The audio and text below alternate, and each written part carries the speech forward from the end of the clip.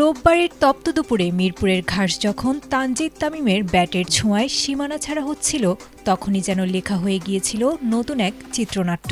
পাকিস্তানের দেয়া ২৯০ রানের লক্ষ্য তাড়ায় তাসকিন মুস্তাফিজদের নিয়ন্ত্রিত বোলিংয়ে ১১ রানের সেই রুদ্ধশ্বাস জয় কেবল সিরিজ নির্ধারণ করেনি, বদলে দিয়েছে আইসিসি ওয়ানডে র্যাঙ্কিংয়ের খতিয়ানও।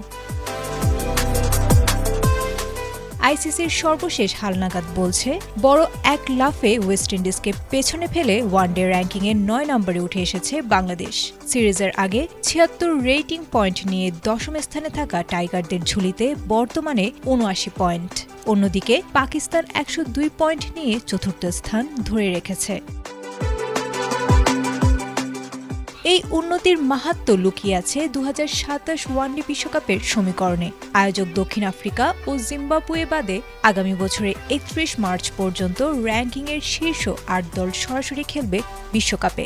বর্তমানে প্রোটিয়ারা ৫-এ এবং জিম্বাবুয়ে ১১ নম্বরে থাকায় নবম স্থানটি বর্তমানে বাংলাদেশের জন্য সরাসরি টিকিট নিশ্চিতের সেফ জোন।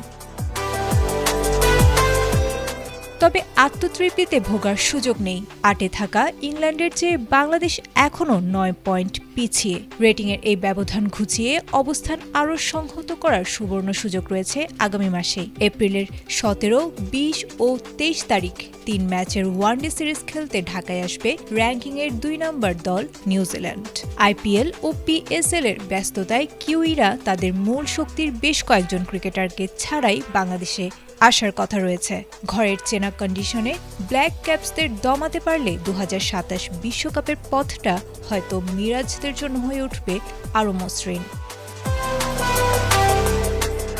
বলা যায়, মিরপুরের সেই রোববারের জয় তাই কেবল একটি ম্যাচের পরিসংখ্যান নয়, এটি বাংলাদেশের ক্রিকেটের এক দীর্ঘমেয়াদী পরিকল্পনার সফল বাস্তবায়ন।